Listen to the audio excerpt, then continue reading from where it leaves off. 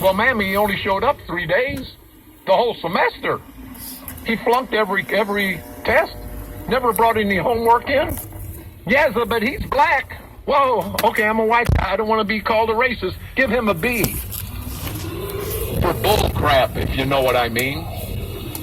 But you understand. It says Ward, Ohala Ward, says that the school board that racism can be discouraging to black youth. We got to have that as an excuse for everything. But the school would like to have more diversity. Well, then it's the school's fault for not making the black students study as hard, giving them assignments. You guys have been pushing them through. The poor blacks don't have a chance.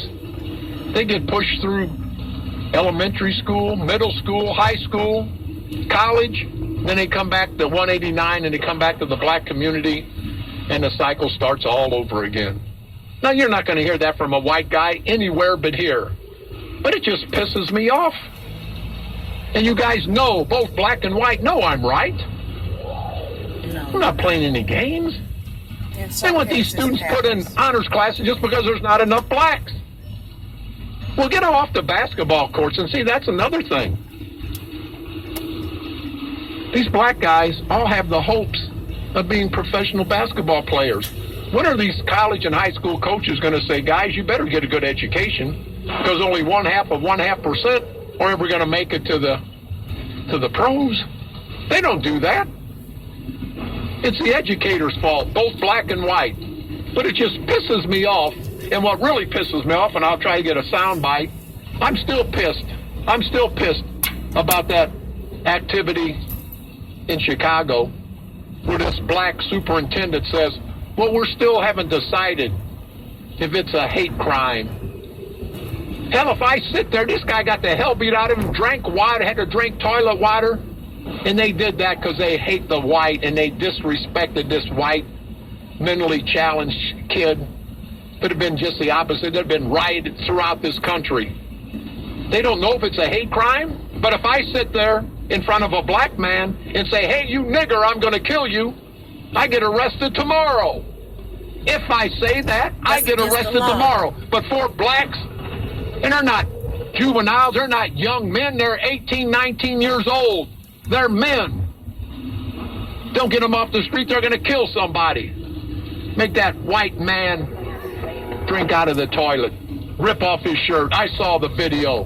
And if it doesn't piss off a proud black person, then you ain't proud. You may be black, but you ain't proud. And while we're on the subject, and you know I go wherever the hell I want to go, I think every white person in this area ought to be ashamed of themselves. I tried to go over there. The police called me and told me, hey, Romantic, don't come over. There's enough problems. We don't want you stirring up any more.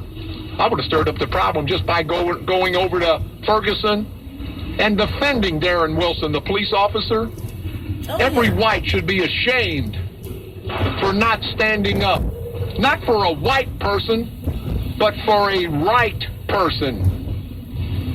You know, the black community's got us trained, got us conditioned as white people. You know that, don't you? You can't say you're proud and white. I make my listeners say it. But if you say it around a black person, then you're a racist. When are we going to embrace our white heritage like the black men? And I got to salute the blacks. They endorse theirs. They stick by each other. Right or wrong, they stick by each other. And I got to ask, too, Lacey Clay, the congressman over in St. Louis. They put that picture back up in the Capitol that we pay for our tax dollars, both black and white.